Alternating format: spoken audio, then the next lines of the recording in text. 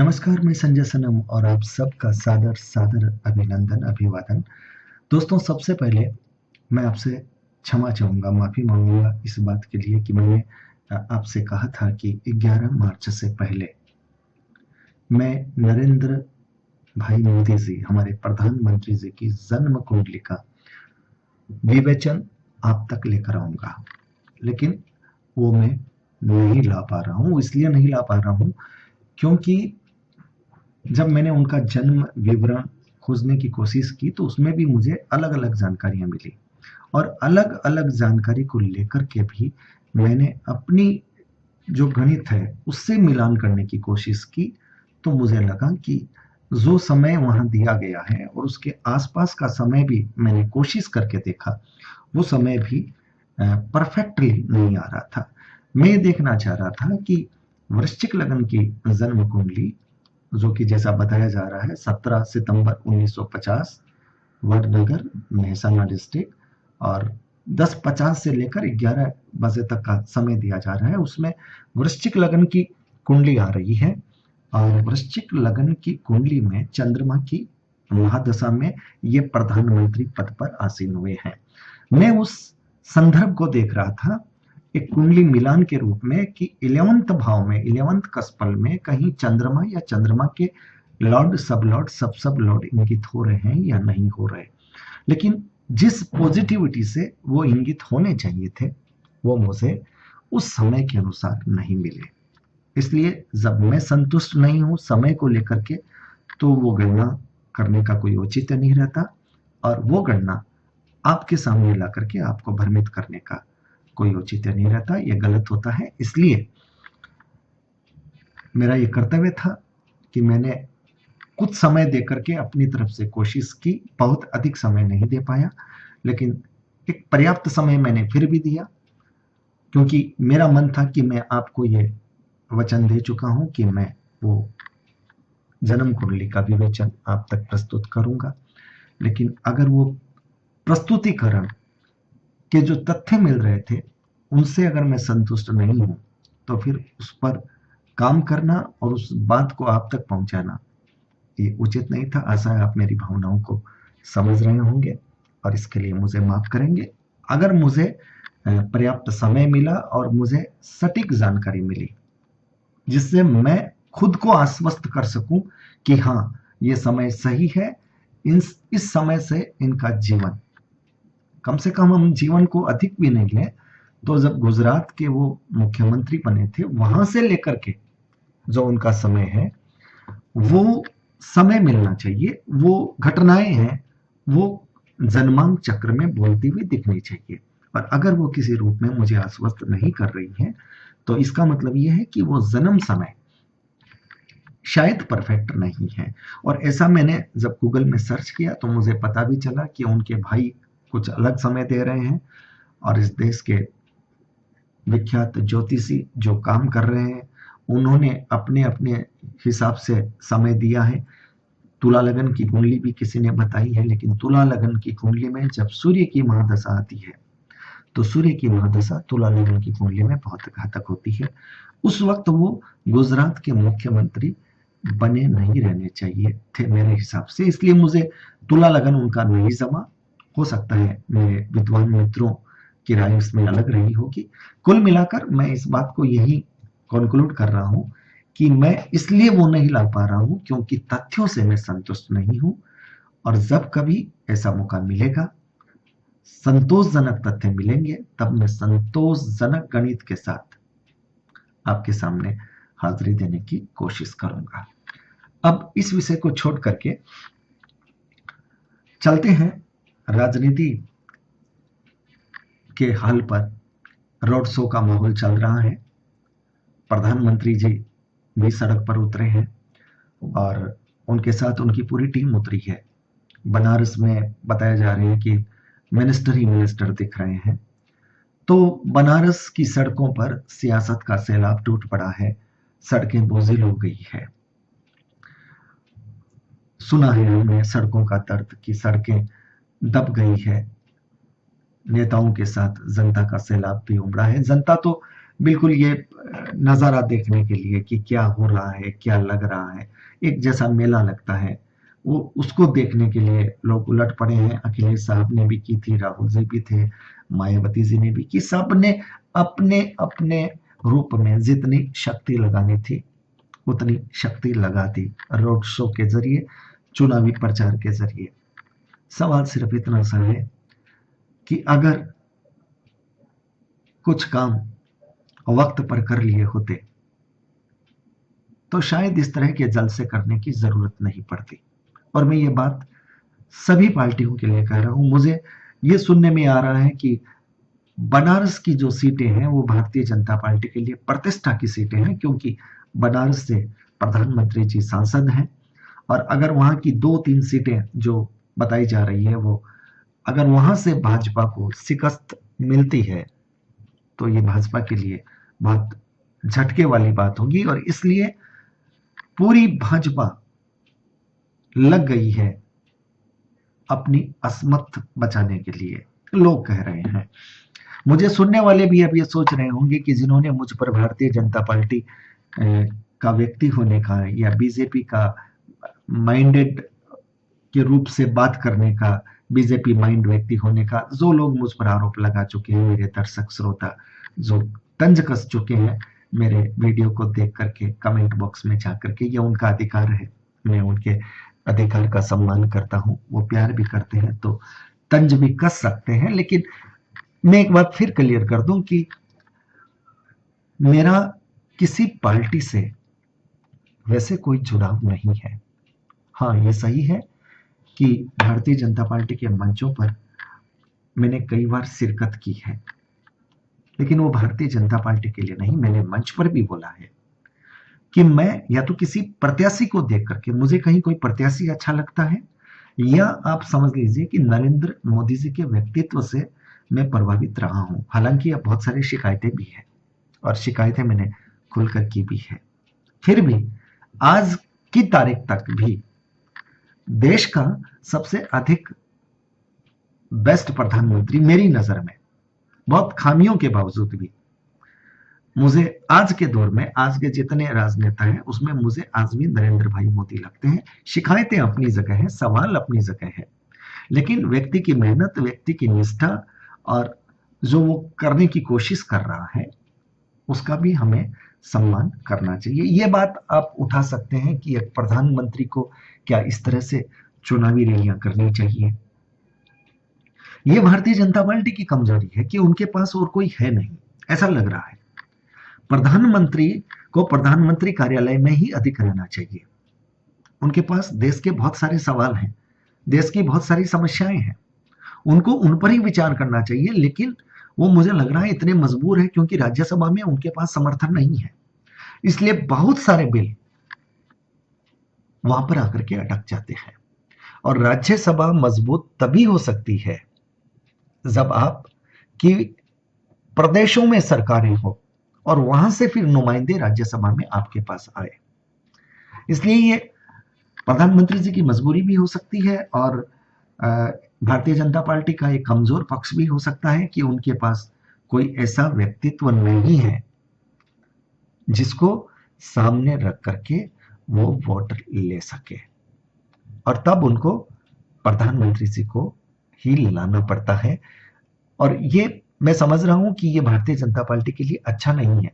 कांग्रेस चाहे कितनी ही पिट गई हो, कितनी ही सिमट गई हो, लेकिन कांग्रेस अभी भी बहुत कुछ चाल बहुत सावधानी से चल रही है। आप देखिए उत्तर प्रदेश के चुनाव में कांग्रेस ने प्रियंका का चेहरा पर दिखाया, कुछ रैलियों में प्रियंका गई और कुछ में ही वो बोली, मतलब प्रियंका को पूरी तरह से उन्होंने सामने नहीं लाया। इसका मतलब कांग्रेस प्रियंका के तीर को अपने तुनीर में अभी भी सेव रखना चाहती है, सुरक्षित रखना चाहती है, क्योंकि अगर वो तीर फेल हो गया तो फिर कांग्रेस के पास कुछ नहीं बचेगा। और भारतीय जनता पार्टी के पास सबसे बड़ा तीर है, वो है नरेंद्र भाई मोदी का। और नरेंद्र भाई मोदी के तीर से ही वो लोकसभा में जीते हैं, कई क्षेत्रों में जीते हैं, बिहार में जबरदस्त हारे हैं, दिल्ली हारे हैं, और अब चूंकि हरियाणा जीते हैं तो कई जगह जीत हार चली है। लेकिन उत्तर प्रदेश, ये सभी सियासी पार्टियों की नाक का सवाल है। और अगर वहां से भारतीय जनता पार्टी की सरकार बन जाती है तो ये कहा जाएगा कि भारतीय जनता पार्टी का जो अमोघ अस्त्र है, अचूक तीर है, वो उसके तुनीर में सुरक्षित है। उसको चलाया गया, वो चला, प्रतिस्पर्धी खेमे को उसने ध्वस्त किया और वो वापस अपने तुनीर में आ गया। मतलब उसका प्रयोग और आगे भविष्य में बहुत आशाजनक रूप से हो सकता है। लेकिन अगर ये तीर फ्लॉप हो गया, अगर भारतीय जनता पार्टी किसी भी वजह से सरकार नहीं बना सकी, तब भारतीय जनता पार्टी के लिए बहुत विचारणीय प्रश्न होगा कि वो किसके चेहरे को सामने रखे, किसको आगे रखे।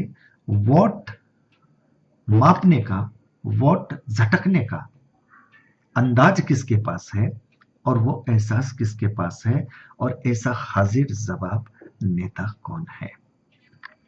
मुझे लगता है कि भारतीय जनता पार्टी ने प्रधानमंत्री नरेंद्र भाई मोदी जी को इतना ज्यादा व्यस्त चुनाव में रख करके शायद अच्छा नहीं किया। जीत भी जाए तो भी मैं कहूंगा उनका इतना अधिक प्रयोग नहीं करना चाहिए था। भारतीय जनता पार्टी को अनुप्रिया पटेल, स्मृति ईरानी, मेनका गांधी और उनके जो भी नेता हैं उनका प्रयोग वो कर सकते थे। रही हाजिर जवाब की बात, तो ये मानना पड़ेगा कि मोदी जी की हाजिर जवाबी वाकई में जबरदस्त है। गायत्री प्रजापति, जो कि उत्तर प्रदेश सरकार के मंत्री और जिन पर केस मामला दर्ज है, जिनको लुकआउट की नोटिस मिल गई है, जिनका पासपोर्ट जब्त हो गया है, उन पर उन्होंने जिस अंदाज में तंज कसा है कि हम किसी शुभ कार्य की शुरुआत गायत्री मंत्र से करते हैं, और समाजवादी पार्टी, देखिए एक इशारों का एक तंज गायत्री प्रजापति पर, और ये अखिलेश सरकार पर प्रश्न है। जब ये खबरें देखते हैं कि 29 फरवरी को गायत्री प्रजापति यहां देखे गए, 1 तारीख को यहां देखे गए, 28 को यहां देखे गए, मतलब चुनाव में रैलियों को उन्होंने संबोधित किया, वोट देने के लिए भी वो पहुंचे, सबके सामने थे। क्या कर रही थी सरकार, क्या कर रहा था प्रशासन, और अब अगर उनकी खोज हो रही है और वो भगोड़े हैं, वो कानून के सामने अगर नहीं आ रहे हैं, अगर वो सच्चे होते तो वो आते कानून के सामने और कार्रवाई करवाते। दूध का दूध, पानी का पानी आता तब तक इंतजार करते। लेकिन उनका इस तरह से छिपना, उनका इस तरह से भागना कानून से, पहली नजर में यह बताता है कि उत्तर प्रदेश की सरकार ने, अखिलेश जी की सरकार ने अपने मंत्री को संरक्षण देकर के जनता के सामने गलत संदेश दिया है। चुनाव में वोटों की गणित क्या हो, इससे हमें कोई फर्क नहीं पड़ता, लेकिन समझदार लोग इस बात को समझते हैं। और तब मोदी जी का जो वो तंज है कि काम नहीं कारनामे बोलते हैं, वो अखिलेश पर भारी पड़ता है। अखिलेश जी ने काम किए होंगे, और मैं ये भी मानता हूं कि शायद वो बहुत कुछ करना चाहते होंगे, लेकिन उनकी अपने ही घर में जिस तरह की लामबंदी हो रखी थी, उन्होंने उनको काम नहीं करने दिया होगा, ये भी हो सकता है। लेकिन आप जिस पर आरोप है, एक उत्तर प्रदेश की बेटी का आरोप, और आप उसको न्याय अगर नहीं दिलवा रहे हैं, आपके मंत्री अगर सच्चे भी हैं, तो उनको सामने आने का निर्देश क्यों नहीं दिया जाता। लोग तो यहां तक कहते हैं कि मुख्यमंत्री उनका संरक्षण कर रहे हैं, और अगर खबरों में इस तरह दिखाया जाता है, इतनी तारीख को यहां देखे गए, इतनी तारीख को यहां देखे गए, तब जनता भी सोच में पड़ जाती है कि ये नेता जीतने के बाद फिर कभी दिखेगा या नहीं, ये लाख टके का सवाल है। और सियासत को ये समझना चाहिए। अरे थोड़ी भी शराफत रखिए। आपका इतना बड़ा आपका कुनबा है और इस कुनबे में सारे लोग अच्छे हों ये जरूरी नहीं। कुछ लोग गलत हो सकते हैं, लेकिन उनके गलत होने का खामियाजा हर सियासी पार्टी को भुगतना पड़ता है। अगर सियासी पार्टी गलत को गलत कह दे और उन पर निष्पक्ष कार्रवाई करा दे, तब जनता के सामने एक संदेश जाता है कि जब पता चला उनको कि ये आदमी गलत था तो पार्टी ने उसको बाहर किया और कानूनी जो भी पैरवी उसके खिलाफ करनी थी, उसके पक्ष में नहीं, उसके खिलाफ जो करनी थी वो उन्होंने की और उसको दंड दिलाने में सक्रिय भूमिका अदा की। अगर ऐसा होता तब लगता कि सियासत अपने लोगों को नहीं देखती, सियासत उसूलों को देखती है। सियासत उस आम जनता को देखती है जो पीड़ित बनी है, जिसका आरोप है, जो कह रहे हैं कि मेरे साथ ऐसी घटना हुई है। लेकिन सरकार आपकी है, प्रशासन भी आपका है और ये आपकी मर्जी कि आप लेपापोती करो या फिर कानून की प्रक्रिया का सही रूप से पालन करके दोषी को दंड और जिसको तकलीफ हुई है, जिसने दर्द भुगता है, उसको इंसाफ दिलाओ। ये आपके उसूल पर निर्भर करता है। मुझे दुख है कि सियासत में प्राय सभी हम में नंगे हैं।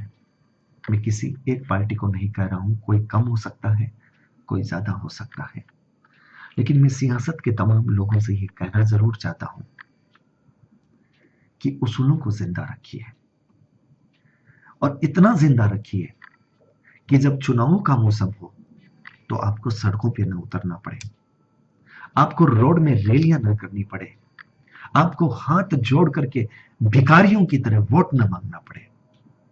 आप अगर अपने उसूलों को जिंदा रखोगे और आप जनता के लिए अगर दिल से काम करोगे, जनता के मन की आवाज को सुनोगे, तो फिर चुनाव में आपको घूमना नहीं पड़ेगा। चुनाव के वो मौसम आपके विश्राम के दिन होंगे, आप आराम कीजिए। उस वक्त जनता अपना काम करेगी, उस वक्त जनता आपको जिताएगी, क्योंकि वो जिम्मेदारी फिर जनता की होगी। आपने अगर अपनी जिम्मेदारी को निभा दिया तब जनता को अपनी जिम्मेदारी निभाने दीजिए।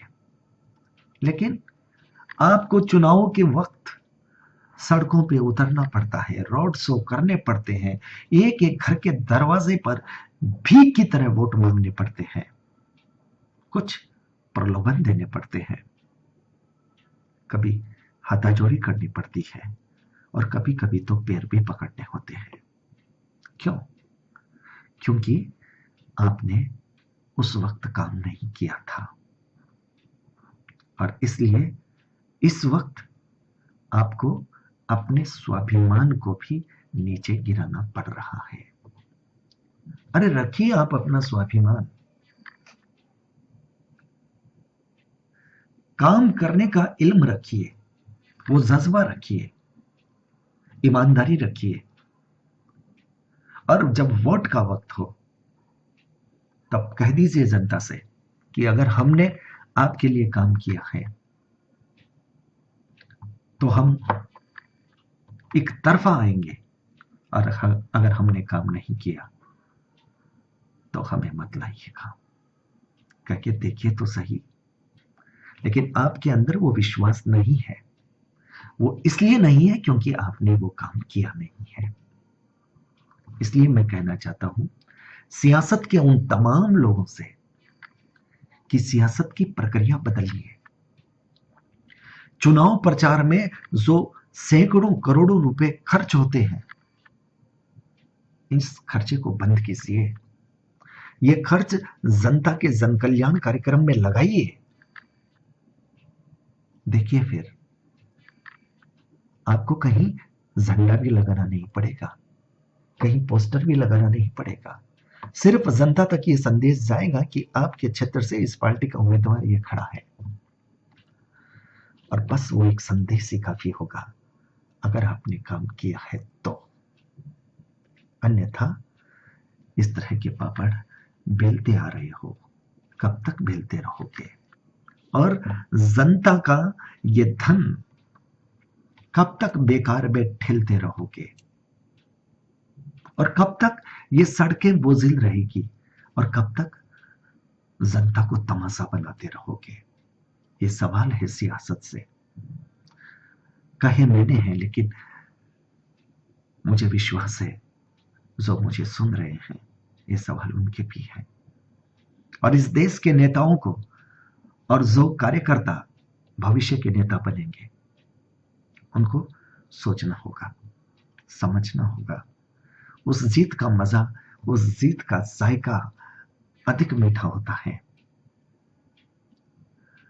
जैसे आप परीक्षा में पेपर दे करके आ गए और उसके बाद आराम से खूंटी तान करके सो गए, रिजल्ट का इंतजार कीजिए, बिना किसी टेंशन के घूमिए। लेकिन आपके सर पर अभी टेंशन है, क्योंकि 5 साल की उस अवधि में आपने जनता के लिए टेंशन नहीं लिया। आपने सोचा ही नहीं कि जनता के लिए क्या करना है। और इसलिए अब रात दिन हर तरह से सोर्सेज लगा करके आप खप रहे हैं, क्योंकि चुनाव जीतना है। जीत भी जाए, आपका लक्ष्य सिर्फ चुनाव जीतना है। काश किसी दिन इस सियासत का लक्ष्य जनता का दिल जीतना हो जाए। और जिस दिन सियासत के लोग चुनाव जीतने की बात छोड़ देंगे और जनता का दिल जीतने की बात कहने लग जाएंगे, उस दिन मेरे देश की सियासत बदल जाएगी। और उस दिन मेरा देश बदल जाएगा। मैं यही कामना करता हूं सियासत के तमाम लोगों से कि कुछ ऐसा बदलाव लाइए। जो रुपए आप बेवजह के खर्च कर रहे हैं, उसे जन उपयोगी कार्यक्रमों में लगाइए, जनता के दिलों में आइए। और देखिए, फिर अंगुलियों से बटन नहीं, फिर जनता के दिलों की धड़कन से बैलेट बॉक्स की मशीनों के बटन दबेंगे आपके नाम पर। हो सकता है ऐसा, अगर आप करना चाहें। बहुत बहुत आभार। नमस्कार दोस्तों। शायद भावना में कुछ अधिक बह गया था, लेकिन जो दिल में था वो मैं आपसे कह गया था। मुझे नहीं मालूम आपको कैसा लगा। अच्छा लगा तो मेरे कमेंट बॉक्स में आइएगा और मेरी भावनाओं को स्वीकृति दीजिएगा। अच्छा नहीं लगा, अगर बोर हुए हो तो मुझे माफ कीजिएगा। मेरा इरादा आपको बोर करने का नहीं था, लेकिन भाव प्रभाव में बहा तो मुझे वक्त का ख्याल नहीं रहा और बात कुछ ज्यादा हो गई। आभार, नमस्कार। मिलते हैं फिर। खुश रहिए, प्रसन्न रहिए, इन्हीं शुभकामनाओं के साथ।